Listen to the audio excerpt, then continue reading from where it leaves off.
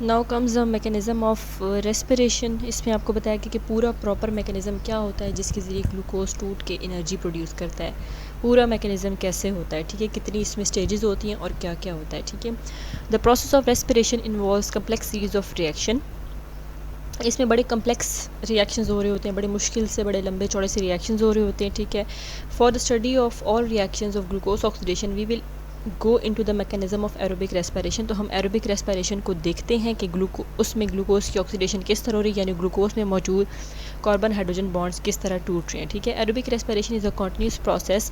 Aerobic respiration एक continuous process है, but for convenience we can divide it into 3 main stages. लेकिन अपनी आसानी के लिए हम इसको 3 स्टेजेस में डिवाइड करते हैं। पहला है ग्लाइकोलिसिस, दूसरा है क्रेब्स साइकिल, तीसरा है इलेक्ट्रॉन ट्रांसपोर्ट चेन, ठीक है। इस सारे जो है स्टेजेस से हो के ना तब आपके पास एनर्जी बनती है और पूरी प्रॉपर ग्लूकोज की ऑक्सीडेशन होती है, ठीक है। अब ग्लाइकोलिसिस सबसे पहला स्टेज है। इसमें क्या होता है ये देखते हैं। ग्लाइकोलिसिस सबसे पहले तो हो कहाँ रहा है, साइटोप्लाज्म में हो रहा है, ठीक है। And oxygen is not involve in this stage, यानी इस ग्लाइकोलिसिस के लिए ऑक्सीजन की ज़रूरत नहीं है। हाँ, अलबत्ता आगे ज़रूरत ऑक्सीजन की ज़रूर होगी, लेकिन इस स्टेज में, ग्लाइकोलिसिस के स्टेज में ऑक्सीजन की ज़रूरत नहीं है, ठीक है। ये कहाँ पर होती है, साइटोप्लाज्म में होती है। जब हम कह रहे हैं कि इसमें ऑक्सीजन की ज़रूरत नहीं है, तो ये ऑक्सीजन की मौजूदगी में भी काम कर सकती है और ऑक्सीजन की गैर मौजूदगी में भी काम कर सकती है, ठीक है। दोनों तरीक़ों से ये काम कर सकती है, क्योंकि ऑक्सीजन इसके लिए नेसेसरी नहीं है। तो अगर हो या ना हो तो इससे कोई फ़र्क नहीं पड़ता, ये ऐसे ही साइकिल चलता रहेगा, ठीक है। तो इन ग्लाइकोलिसिस में होता क्या है, ग्लूकोज मॉलिक्यूल आया सेल के पास जो कि 6 कार्बन कंपाउंड है, यानी 6 कार्बन है। इसमें वो टूट गया into 2 molecules of pyruvic acid. सामने मैंने छोटी सी की बना दिया। ग्लूकोज क्या है, 6 कार्बन मॉलिक्यूल है, कन्वर्ट किस में हो गया, ग्लाइकोलिसिस में 2 पायरुविक एसिड में कन्वर्ट हो गया, ठीक है। जो कि पायरुविक एसिड जो है वो 3 कार्बन कंपाउंड है, यानी उसमें 3 कार्बन है, ठीक है। अब यही पायरुविक एसिड क्रेब्स साइकिल में एंटर होगा, लेकिन क्रेब्स साइकिल में एंटर होने से पहले पायरुविक एसिड किस में कन्वर्ट हो जाएगा, एसिटाइल CoA में कन्वर्ट हो जाएगा, ठीक है। एसिटाइल कोएंजाइम A में, ये CoA का मतलब है कोएंजाइम A, ठीक है। क्रेब्स साइकिल में एंटर होने से पहले पायरुविक एसिड को अपने आप को कन्वर्ट करना है एसिटाइल कोएंजाइम A में, ठीक है। पायरुविक एसिड अब है 3 कार्बन कंपाउंड, जबकि एसिटाइल कोएंजाइम A जो है वो 2 कार्बन कंपाउंड है, ठीक है। अब इसको पढ़ते हैं। The pyruvic acid molecules are completely oxidised along with the formation of ATP, NADH and FeDH2। Krebs cycle में क्या होता है कि जब पायरुविक एसिड कन्वर्ट हो गया एसिटाइल कोएंजाइम A में, एसिटाइल कोएंजाइम A अब क्रेब्स साइकिल को एंटर करेगा और कंप्लीट ऑक्सीडेशन हो जाएगी। पूरे कार्बन हाइड्रोजन बॉन्ड इसके टूटेंगे और नतीजे में क्या बनेगा, ATP बनेगी, NADH बनेगा और FeDH2 बनेगा, ठीक है। NADH और FeDH2 क्या है, इलेक्ट्रॉन कैरियर्स हैं। बेसिकली ये इलेक्ट्रॉन्स को आगे ट्रांसफ़र करने के लिए काम आएंगे, जो यहाँ पर क्रेब्स साइकिल में बन चुके हैं, ठीक है। अब वही बात यहाँ पे आगे लिखी हुई है। Before entering in Krebs cycle pyruvic acid is changed into a 2 carbon compound called acetyl coenzyme A, ठीक है। यानी यही बात होगी कि क्रेब्स साइकिल में एंटर होने से पहले, क्रेब्स साइकिल के अंदर जाने से पहले पायरुविक एसिड ने चेंज होना है एसिटाइल कोएंजाइम A में। पायरुविक एसिड था 3 कार्बन कंपाउंड, एसिटाइल कोएंजाइम हो गया 2 कार्बन कंपाउंड वाला, ठीक है। नतीजे में क्या बना, ATP भी बना, NADH भी बना, FeDH2 भी बना। अब इलेक्ट्रॉन ट्रांसपोर्ट चेन आती है, ठीक है, लास्ट स्टेज आती है, ठीक है। इसमें क्या है, in this the final step of it is the final step of cellular respiration, मतलब सबसे फाइनल स्टेप है। अच्छा, अब ऊपर देखिए ग्लाइकोलिसिस कहाँ पे हो रही है, साइटोप्लाज्म में हो रही है, मैंने इसको हाईलाइट किया। नीचे क्रेब्स साइकिल जो है वो माइटोकॉन्ड्रिया में हो रही है, याद रखनी है ये बात, ठीक है। अब इलेक्ट्रॉन ट्रांसपोर्ट चेन जो है ये भी माइटोकॉन्ड्रिया में हो रही है, इनर मेम्ब्रेन ऑफ माइटोकॉन्ड्रिया, ठीक है। तो ग्लाइकोलिसिस का हमेशा याद रखें कि साइटोप्लाज्म में हो रही है, जबकि क्रेब्स साइकिल और इलेक्ट्रॉन ट्रांसपोर्ट चेन दोनों माइटोकॉन्ड्रिया में हो रही हैं, ठीक है। अब इलेक्ट्रॉन ट्रांसपोर्ट चेन क्या है, it is the final step of cellular respiration, it is the transfer of electrons on an electron transport chain. अब देखिए इसमें क्या होता है कि सिंपली इलेक्ट्रॉन ट्रांसफ़र किए जाते हैं। इलेक्ट्रॉन कौन ट्रांसफ़र कर रहा है, जो क्रेब्स साइकिल में FeDH2 और NADH बने थे, वही अब इलेक्ट्रॉन ट्रांसफ़र करेंगे इलेक्ट्रॉन ट्रांसपोर्ट चेन को। In this step NADH FeDH2 release electrons and hydrogen ions. वही बात हो गई कि जो क्रेब्स साइकिल में NADH और FeDH2 बने थे, ये अपने इलेक्ट्रॉन्स और हाइड्रोजन आइंस को रिलीज़ करेंगे, इलेक्ट्रॉन ट्रांसपोर्ट चेन में दे देंगे। These electrons are taken up by series of electron carriers. अब इधर भी इलेक्ट्रॉन कैरियर्स हैं, प्रोटीन इन नेचर हैं इलेक्ट्रॉन कैरियर्स, यानी इलेक्ट्रॉन्स को पकड़ने वाले, वो इलेक्ट्रॉन्स को पकड़ते हैं, ठीक है। मैंने electrons move through the series of electron carriers they lose energy. जब इलेक्ट्रॉन्स मूव करते जाएंगे, एक कैरियर से दूसरे में गए, दूसरे से तीसरे में गए, तो उनकी एनर्जी अल्टीमेटली कम होती जाएगी, ठीक है। वो अपनी एनर्जी लूज़ करेंगे, ठीक है, एनर्जी रिलीज़ करेंगे, सही। जब इलेक्ट्रॉन्स मूव कर रहे हैं तो वो अपनी एनर्जी रिलीज़ कर रहे हैं, ठीक है, which is use to synthesise ATP। अब वही एनर्जी कैप्चर कर ली जाएगी और उससे ATP बना ली जाएगी, ठीक है। At the end of chain, जब ये सारी चेन हो गई, ग्लाइकोलिसिस हो गया, क्रेब्स साइकिल हो गया, इलेक्ट्रॉन ट्रांसपोर्ट चेन यानी ETC ये हो गया, तो आखिर में क्या बचा? Electron and hydrogen ions combine with molecular oxygen and form water. तो आखिर में हमारे पास ATP भी बनी और जो इलेक्ट्रॉन और हाइड्रोजन आइंस आ रहे थे वो ऑक्सीजन के साथ मिलकर उन्होंने वाटर भी बना दिया, सही।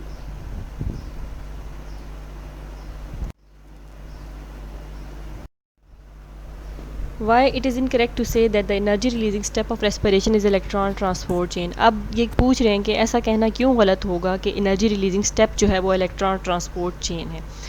ऐसा कहना इसलिए गलत होगा क्योंकि इलेक्ट्रॉन ट्रांसपोर्ट चेन जो है वो एनर्जी रिलीज़ नहीं कर रहा, बल्कि वो एनर्जी को ATP में कन्वर्ट कर रहा है, ट्रांसफॉर्म कर रहा है। एनर्जी किस स्टेप में रिलीज़ हुई है? क्रेब्स साइकिल में रिलीज़ हो गई है। NADH और FeDH2 जो हैं वो एनर्जी आगे प्रोवाइड करते हैं इलेक्ट्रॉन ट्रांसपोर्ट चेन को, ठीक है। इलेक्ट्रॉन ट्रांसपोर्ट चेन में एनर्जी रिलीज़ नहीं हो रही, बल्कि इसमें एनर्जी सिर्फ ट्रांसफॉर्म की जा रही है ATP में, ठीक है। इसलिए अगर हम कहते हैं कि ETC जो है वो एनर्जी रिलीज़ कर रहा है तो ये गलत होगा, क्योंकि एनर्जी रिलीज़ किस में हो रही है? क्रेब्स साइकिल में।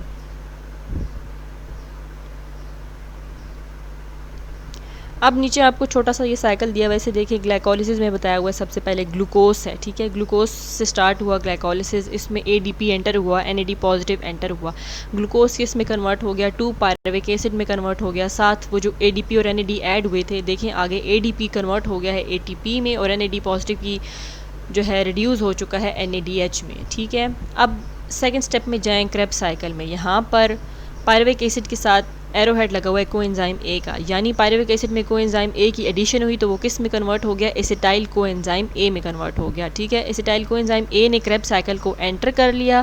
क्रेब्स साइकिल को जैसे ही उसने एंटर किया तो उसके बाद एंटर होते ही साथ ही उसमें से कोएंजाइम निकल गया। ये एरोहेड ये शो कर रहा है जो नीचे की तरफ है, कोएंजाइम A उसमें से निकल गया और ऊपर की तरफ से ADP, FAD पॉजिटिव और NAD पॉजिटिव ऐड हो रहे हैं, ठीक है। अब क्या हो रहा है? एसिटाइल CoA की प्रॉपर ऑक्सीडेशन के बाद कार्बन डाइऑक्साइड बन रही है। वो जो ADP एंटर हुआ था वो ATP में कन्वर्ट हो गया, FAD में हाइड्रोजन ऐड हो गया, उसकी रिडक्शन होगी, वो NADH में कन्वर्ट हो गया और FADH की भी रिडक्शन हो गई तो वो FADH2 में कन्वर्ट हो गया है, ठीक है।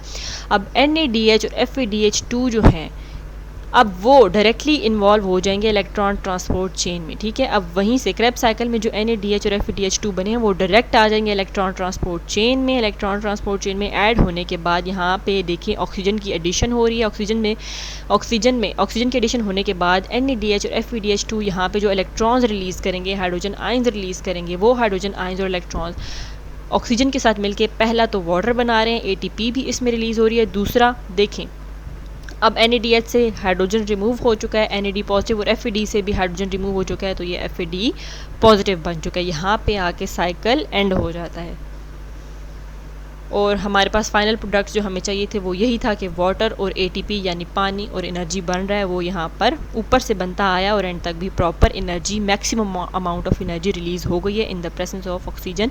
सिर्फ ग्लाइकोलिसिस में अगर ऑक्सीजन हो या ना हो कोई फ़र्क नहीं पड़ता, ऑक्सीजन होगी तो भी ग्लाइकोलिसिस होगी, ऑक्सीजन नहीं होगी तो भी ग्लाइकोलिसिस होगी। हाँ अलबत्ता क्रेब्स साइकिल और इलेक्ट्रॉन ट्रांसपोर्ट चेन के लिए ऑक्सीजन ज़रूरी है।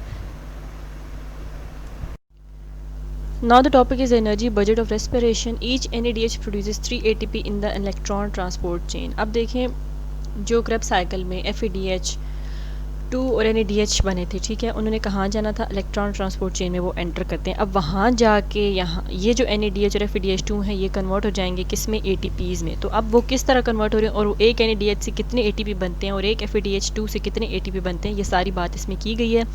लेकिन ये जो आगे डायग्राम है मैं सारा उसमें एक्सप्लेन करूँगी, ठीक है। सिर्फ यहाँ से आप लाइन पढ़ना शुरू करें। Note that during anaerobic oxidation of a glucose molecule only 2 ATP molecules are gain as the net profit. अब अगर हम एनारोबिक रेस्पिरेशन की बात करें तो वहाँ पर सिर्फ 2 एटीपी बनते हैं। क्यों बनते हैं? क्योंकि वहाँ पे ऑक्सीजन अवेलेबल नहीं होती, और जब उसमें एनारोबिक रेस्पिरेशन में ऑक्सीजन अवेलेबल नहीं होती तो आगे फर्दर ना ही क्रेब्स साइकिल होता है, ना ही इलेक्ट्रॉन ट्रांसपोर्ट चेन होती है, ठीक है। तो उसमें जितने सिर्फ ग्लाइकोलिसिस में जो एटीपी बनते हैं सिर्फ उन्हीं को काउंट किया जाता है, दैट इज़ ओनली 2 एटीपी, ठीक।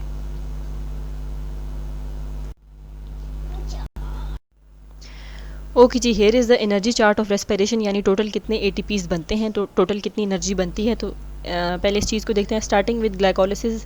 पहला बॉक्स देखें ब्लू कलर का, जिसमें ग्लूकोज से पायरुविक एसिड बन रहा है, ठीक है।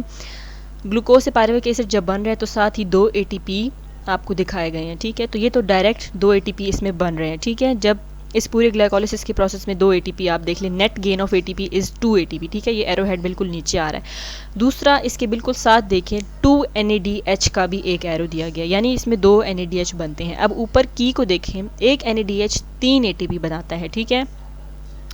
तो इस हिसाब से अगर ग्लाइकोलिसिस में 2 NADH बने हैं और एक NADH अगर 3 ATP बनाता है तो 2 को हम 3 से अगर मल्टीप्लाई करें तो 3 2s are 6, यानी फिर इस हिसाब से 6 ATP बनाने चाहिए। लेकिन अगर इस 2 NADH के एरो को हम देखें तो नीचे जाके ये क्या बना रहा है, 4 ATP बना रहा है। अब इसका क्या रीज़न है ये मैंने साथ लिख दिया है।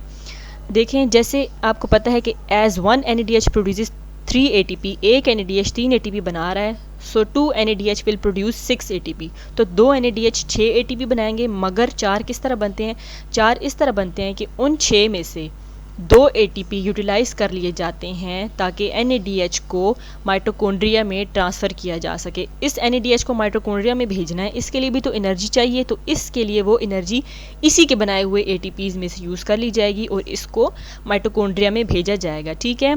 क्यों भेजा जाएगा? क्योंकि देखें, ये तो ग्लाइकोलिसिस जो है हमें पता है साइटोसोल में होती है, साइटोप्लाज्म में हो रही होती है, ठीक है। तो इस प्रोसेस को होने के लिए, यानी इलेक्ट्रॉन ट्रांसपोर्ट चेन में ये सारी एनर्जी जाने के लिए पहले ज़रूरी है कि ये माइटोकॉन्ड्रिया के अंदर एंटर हो, ठीक है। माइटोकॉन्ड्रिया के अंदर एंटर कराने के लिए इस NADH से ही 2 ATP यूटिलाइज कर लिए जाते हैं, इसलिए 6 माइनस, अगर 6 में से हम 2 ATP माइनस कर दें तो 4 ATP बचते हैं। तो इस तरीके से 2 NADH से ये एरोहेड ने 4 ATPs बताए हैं, ठीक है। अब दूसरा लेवल देखें जिसमें पायरुविक एसिड से एसिटाइल CoA में कन्वर्जन हो रही है। तो जब pyruvic acid acetyl coenzyme A में कन्वर्ट होगा तो तब भी 2 NADH बनेंगे। तो अब अगर हम इस हिसाब से की के हिसाब से देखें, एक NADH 3 ATP बना रहा है तो 2 NADH को 6 बनाने चाहिए। तो ये बिल्कुल एरोहेड के साथ देखें 6 ATP बिल्कुल ठीक तरीके से आ रहा है। फिर क्रेब्स साइकिल में देखें, क्रेब्स साइकिल में जो एरोहेड हमें बताए जा रहे हैं 6 NADH बनते हैं, इसमें 2 FADH2 बनते हैं और 2 ATP भी बनते हैं। अब 6 NADH को अगर की के हिसाब से 3 के साथ मल्टीप्लाई किया जाए तो 6 × 3 18 हो जाता है। तो बिल्कुल एरोहेड के आगे देखें 18 ATP। और अगर FADH2 की में देखें, एक FADH2 अगर हमारे पास हो तो उससे 2 ATP बनते हैं। तो इस साइकिल में 2 FADH2 बन रहे हैं। तो अगर 2 FADH2 बनेंगे तो 2 2s are 4। तो यहाँ पे इसका एरोहेड भी देखें तो 4 ATP बन रहे हैं, ठीक है। अब हम इस सारे ATPs को काउंट कर लेते हैं। देखें, ग्लाइकोलिसिस में या क्रेब्स साइकिल में जितनी भी आपके पास एनर्जी मॉलिक्यूल्स बने थे, हाई एनर्जी मॉलिक्यूल्स बने थे, NADH थे चाहे वो FADH2 थे, ठीक है, उन्हें जाना था हर हाल में इलेक्ट्रॉन ट्रांसपोर्ट चेन में, वहाँ जाके फिर उनकी ट्रांसफॉर्मेशन हो जाती है हाई एनर्जी मॉलिक्यूल में जो कि ATP है और बॉडी इसी फॉर्म ऑफ एनर्जी को यूज़ करती है। तो अगर हम अब नीचे पूरी काउंट करें ATPs को, तो सबसे पहले ये बिल्कुल कॉर्नर वाला ATP जो ग्लाइकोलिसिस से बिल्कुल नीचे आया है, 2 ATP जिसमें बने 2 ATP ये हो गए। फिर क्रेब्स साइकिल वाले 2 ATP देख ले नीचे, ठीक है, 2 + 2 4, उसके बाद ये 4 ATP, उसके बाद 6 और 6 + 18 और 18 + 4। तो ये टोटल जो नेट यील्ड आपके पास ATP की आती है दैट इज़ 36 ATP, ठीक है। From the whole glycolysis, Krebs cycle और इलेक्ट्रॉन ट्रांसपोर्ट चेन को मिला के 36 ATP बनते हैं, 36 ATPs बनते हैं। एंड रेस्पिरेशन, आपको डिफरेंस बताया गया कि फोटोसिंथेसिस और रेस्पिरेशन में क्या डिफरेंस है। इट्स वेरी इंपॉर्टेंट, अपने जहन में इसको हर हाल में रखें। क्वेश्चन में भी आ सकता है कि फोटोसिंथेसिस और रेस्पिरेशन में डिफरेंशिएट करें, तो आपको ये आना चाहिए, ठीक है। सबसे पहले इसके मेटाबॉलिज्म के बारे में बात की जाए तो फोटोसिंथेसिस कौन सा प्रोसेस है। मेटाबॉलिज्म की 2 टाइप्स होती हैं, एनाबॉलिज्म, कैटाबॉलिज्म, ठीक है। फोटोसिंथेसिस एनाबॉलिज्म है जिसमें छोटे मॉलिक्यूल से एक बड़ा मॉलिक्यूल बन रहा है। रेस्पिरेशन कैटाबॉलिज्म है जिसमें फूड की ब्रेक डाउन होती है, ठीक है। एनर्जी इन्वेस्टमेंट या प्रोडक्शन की बात की जाए तो इसमें फोटोसिंथेसिस में लाइट एनर्जी की इन्वेस्टमेंट होती है to store it in the form of bond energy. इसमें लाइट एनर्जी यूज़ हो रही होती है, ठीक है, और रेस्पिरेशन में बॉन्ड एनर्जी तोड़ दी जाती है केमिकल एनर्जी ऑफ एटीपी में, ठीक है। फूड में जो बॉन्ड मौजूद होते हैं उनको तोड़ दिया जाता है और फिर एटीपी में स्टोर किया जाता है, ठीक है। ऑर्गेनिज्म कैपेबल ऑफ, यानी कौन सी ऑर्गेनिज्म जिसको कर सकते हैं फोटोसिंथेसिस को, some bacteria, all algae and all plants, ठीक है। कुछ बैक्टीरिया जो कि ग्रीन बैक्टीरिया जिनको साइनोबैक्टीरिया कहते हैं वो कर सकते हैं। तमाम प्लांट्स फोटोसिंथेसिस का प्रोसेस करते हैं और तमाम एल्गी भी फोटोसिंथेसिस का प्रोसेस करते हैं। और रेस्पिरेशन तो हर ऑर्गेनिज्म करता है, हर ऑर्गेनिज्म में फूड की ब्रेक डाउन हो रही होती है तो रेस्पिरेशन हर ऑर्गेनिज्म करता है, ठीक है। साइट ऑफ अकरेंस यानी फोटोसिंथेसिस और रेस्पिरेशन कहाँ होते हैं? फोटोसिंथेसिस क्लोरोप्लास्ट में होती है जबकि रेस्पिरेशन साइटोप्लाज्म में और माइटोकॉन्ड्रिया में होती है, ठीक है। टाइम ऑफ अकरेंस यानी कब होती है? Photosynthesis in day time only in the presence of light. Photosynthesis सिर्फ दिन को होती है क्योंकि इसके लिए लाइट की ज़रूरत होती है, तो लाइट दिन को होती है, दैट इज़ वाई ये दिन की टाइम होती है। जबकि रेस्पिरेशन तो हर वक्त ही हो रही होती है, ठीक है। रेस्पिरेशन का प्रोसेस हमेशा हो रहा होता है, सही।